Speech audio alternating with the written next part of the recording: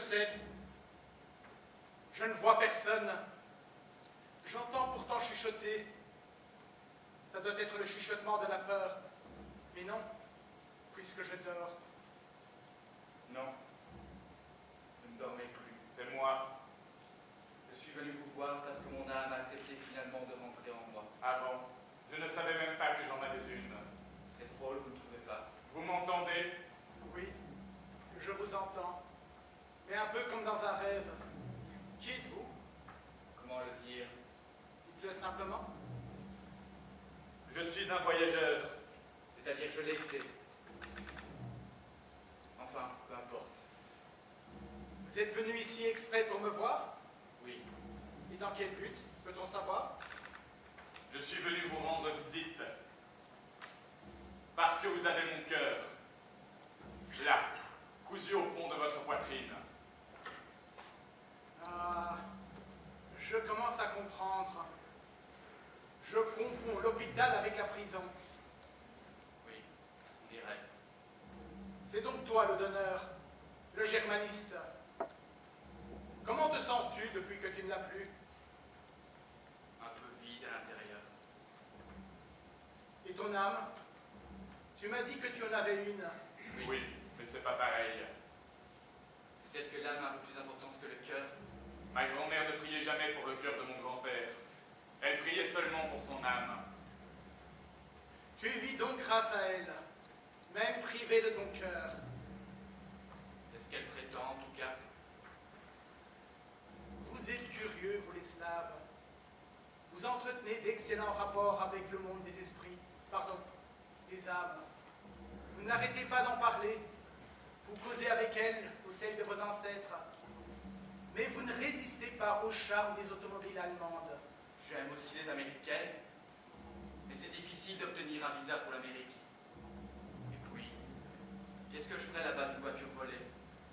La faire passer au Mexique tout au plus? Mais revenons au sujet de notre conversation.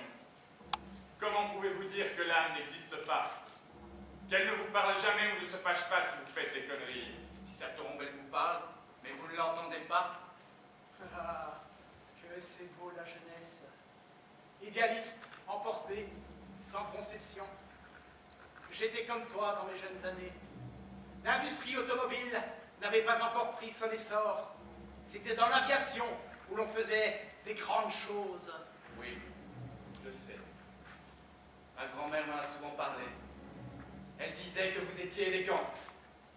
Et à votre retour de l'Est, vous ne l'étiez plus du tout. Que faire? Elle disait que vous voliez des poules. Ah ça non, c'était les Russes qui les volaient. Elle disait que vous étiez les premiers. Que les Russes étaient venus ensuite voler ce que vous aviez laissé. Incroyable. Les poules.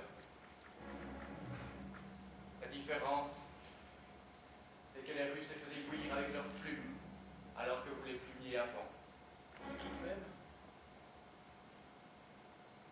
C'est-à-dire, vous ordonniez à ma grand-mère de les plumer, un canon de pistolet collé contre son dos. C'est triste. Mais tu comprends, les Russes étaient tout près. C'est pour ça qu'elle ne vous en voulait pas. Elle vous plaignait même un peu. Si élégant, quand il s'en est là-bas, disait-elle, et complètement ratatiné au retour. Sainte parole. Image de désolation, si peu conforme à nos plans.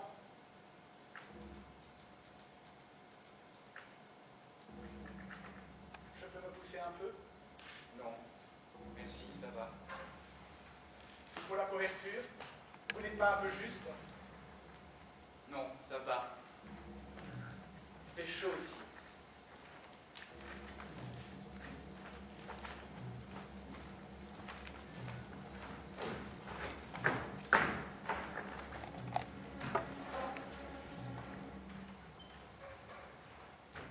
C'est vrai.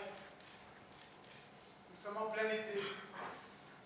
Bientôt, le jour se lèvera. Le ciel s'éclaircit déjà.